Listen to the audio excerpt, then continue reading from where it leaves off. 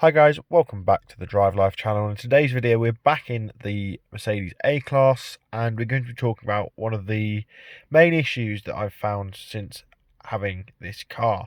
So it came after owning a BMW with parking sensors, and like I said, it's going to be the parking sensors and the fact that the Mercedes parking sensors don't make a beeping noise until you're about to crash, essentially.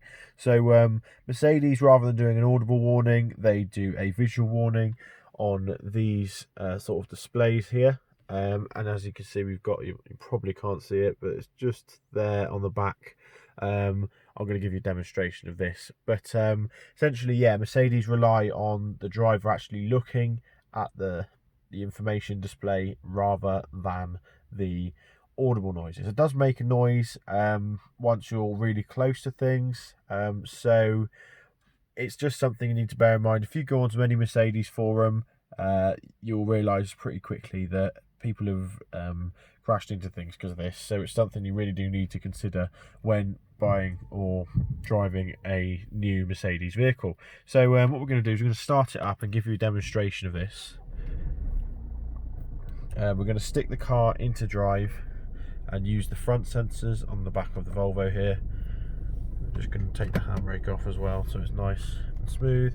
And now, as you can see, because we're under 20 miles an hour, our information display has lit up, which means it's now active. What we're going to do is drive towards the back of the Volvo. I'm going to try and do it, and as you can see now, we've got some bars appearing, which means that the sensors are picking up an object, but you'll notice that they're not actually beeping yet. We're going to keep getting closer and keep getting closer until we're really close to the car. This is the brakes making a noise because I'm doing it nervously, and as you can see there, the sensors have finally come on once we're almost touching the back of the Volvo. So if you're sort of coming from a BMW or any other car pretty much ever in the world, then you'll be expecting these beeps much earlier than they come. So that's just something to bear in mind. I did have a look. I'll just show you in the rear. We do have a reversing camera on here, and actually, as you can see, we're quite close here, but prior to that there was no warning whatsoever. So now we're in reverse. We're going to edge it back, and as we can see,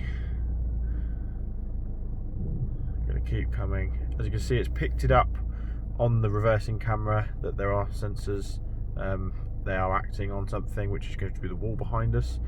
But as you can see, we've also got our rear, much like the front, our rear warning system, which is visual in the back, and we'll show you on here how close we get before this actually starts going off. It's only when the bars turn red like that that you get any sort of warning, and as you can see, we're extremely close now to the wall.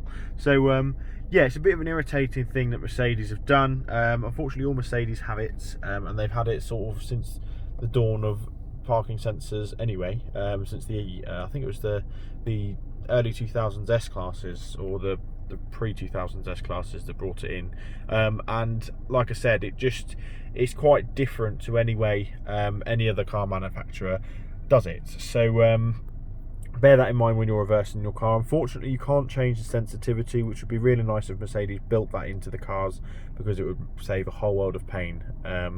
But unfortunately, you're just going to have to get used to it.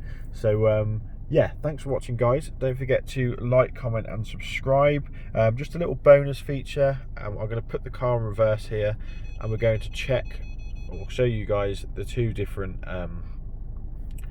camera modes as well. So we've got our standard backup camera, but if we want to sort of be reversing out of a driveway or something, then we can go onto this mode, which gives us a much more sideways view. As you can see, we've got the sort of left hand side of the car and the right hand side of the car here. It just gives you a much wider field of view. So yeah, thanks for watching, guys, and I'll see you next video. Cheers.